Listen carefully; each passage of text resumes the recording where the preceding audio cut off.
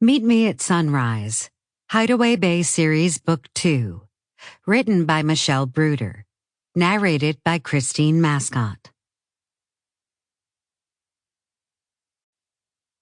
Chapter 1. Alice. It was hard for Alice Monroe to believe that only a few days had passed since she'd been in Hideaway Bay for Graham's funeral. Memories of the service were still fresh and raw, and her late grandmother, Junie Reynolds, was never far from her mind.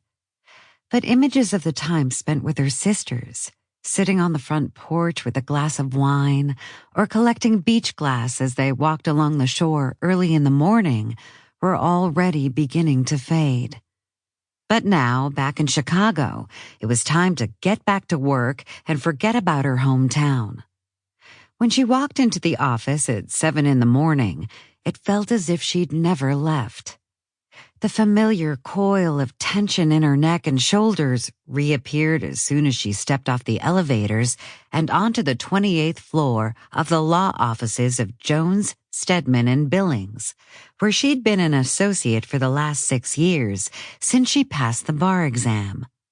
With her briefcase in one hand and her cardigan over her other arm in case the air conditioning was running at full blast, she walked along the hallway that led toward the law firm offices, her stilettos clicking on the marble floor. To an outsider, Alice Monroe would appear polished and put together. Her wild, curly hair had been straightened that morning to within an inch of its life and now appeared sleek and shiny. She sported one of her many expensive tailored suits and her favorite accessory, a pair of red-soled Christian Louboutin shoes. The suit was in deference to her position. The shoes indulged her passion for footwear and were a nod to her femininity. The lights were dimmed in the reception area, and the front desk was empty as the receptionist didn't start till 9. Like most associates, Alice arrived early to get a head start on the day. And there'd be a lot of catching up. She'd been gone for 3 weeks, and she dreaded the workload that awaited her.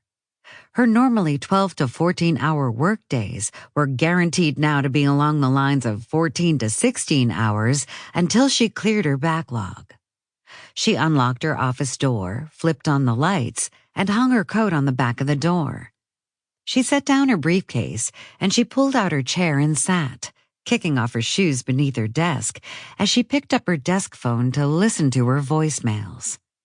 When the automated voice reported, "Sample complete. Ready to continue?"